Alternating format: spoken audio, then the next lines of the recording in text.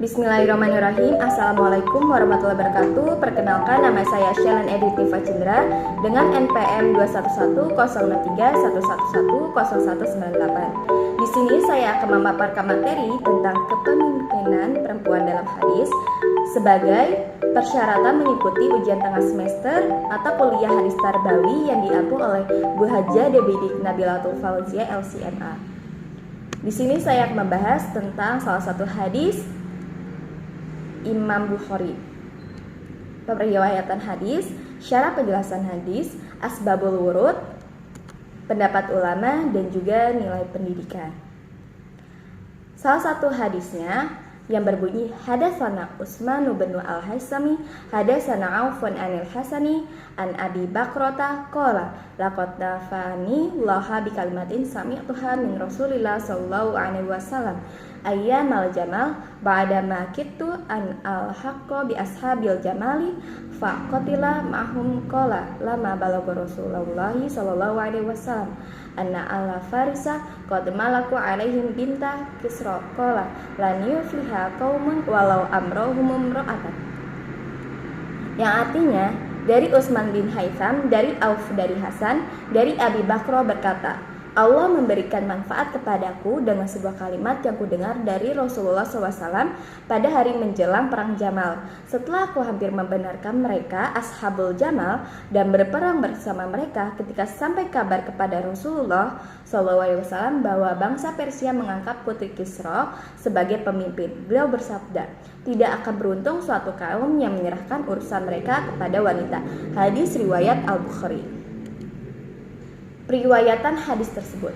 Dalam periwayatannya, Imam Bukhari meriwayatkan hadis tersebut dari jalur Utsman bin Haitham yang bersambung sampai sahabat Abu Bakrah yang bernama Nafi bin Al-Haris. Ada juga jalur periwayatan yang dimuat oleh Imam Ahmad bin Hambal dari Muhammad bin Al-Muthanna.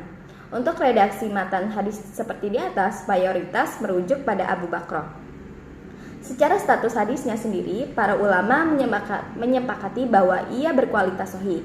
Nah, salah satu konsekuensi hadis yang sahih dapat menjadi dasar hukum atau hujah dalam syariat. Dari pernyataan Nabi, tidak akan beruntung suatu kaum yang menyerahkan urusan mereka kepada wanita. Ini yang menjadi debat panjang soal kepemimpinan perempuan terjadi. Syarah penjelasan hadis tersebut.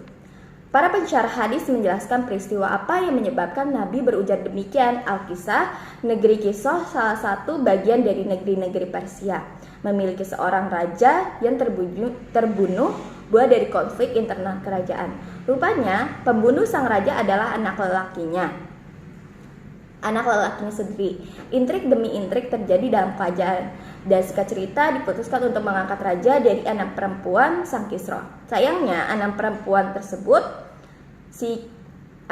Kisra ini kurang sukses dalam memimpin kerajaan. Banyak diskusi tentang sebabnya. Ada yang menyebut inkompetensi, ada yang menyebutkan bahwa kemunduran kerajaan itu adalah akibat Kisra yang merobek surat dakwah dari Nabi.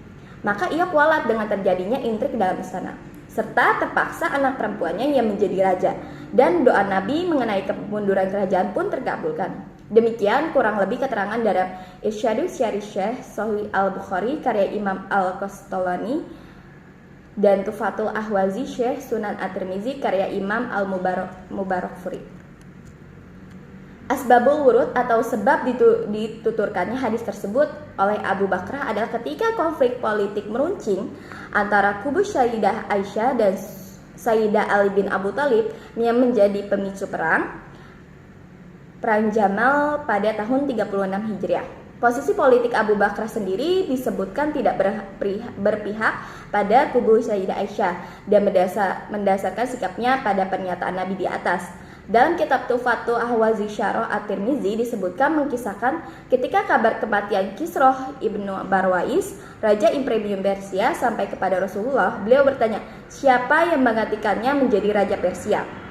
Para sahabat menjawab bahwa yang menggantikannya menjadi raja adalah putrinya, maksudnya cucunya yang bernama Buarah bin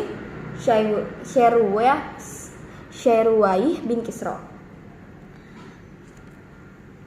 Nah, di sini terdapat pendapat ulama, ada yang membenarkan, ada yang membolehkan kepemimpinan perempuan, ada juga yang tidak membenarkan atau tidak memperbolehkan.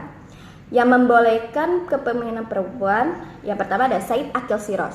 Menurut Said Aqil Siraj, kepemimpinan perempuan itu dibolehkan dalam Islam. Menurutnya, ayat Al-Quran, Quran Surat An-Nisa ayat 34 yang dipakai kebanyakan ulama dalam pelarangan perempuan menjadi pemimpin di luar konteks kepemimpinan kepala negara, melainkan sebagai kepala rumah tangga. Menurut Aqil Siraj, hadis Abi Bakrah hanya bersifat berita, bukan larangan. Yang kedua ada Mahmud Hamdi Zakzuk. Menurut Mahmud Hamdi Zakzuk Al-Hazar Mesir, tidak ada larangan dari kepemimpinan perempuan. Para cendekiawan muslim yang maju seperti Ibnu Hazm berpendapat bahwa perempuan tidak dilarang menjadi pemimpin suatu pemerintahan. Demikian pula menurut Abu Hanifah, pendiri mazhab fikih, menurutnya walaupun kepemimpinan itu dipegang oleh perempuan, tetapi dia memiliki keahlian, kapabilitas, dan kompetensi, dia berhak menjadi pemimpin. Nah, jika ada yang memperbolehkan kepemimpinan perempuan, maka juga ada yang melarang kepemimpinan perempuan tersebut. Yang pertama ada Imam Al-Syaukani. Imam Al-Syaukani mengatakan bahwa dalam hadis tersebut, yaitu hadis Abu Bakrah, terdapat dalil yang menunjukkan bahwa perempuan bukanlah orang yang pantas dan berhak menjadi pemimpin. Bahkan tidak halal bagi satu kaum mengangkat seorang pemimpin sebagai pemimpin. Seorang perempuan sebagai pemimpin. Yang kedua ada Ibnu Katsir, menegaskan bahwa dengan sendirinya laki-laki lebih utama dari perempuan.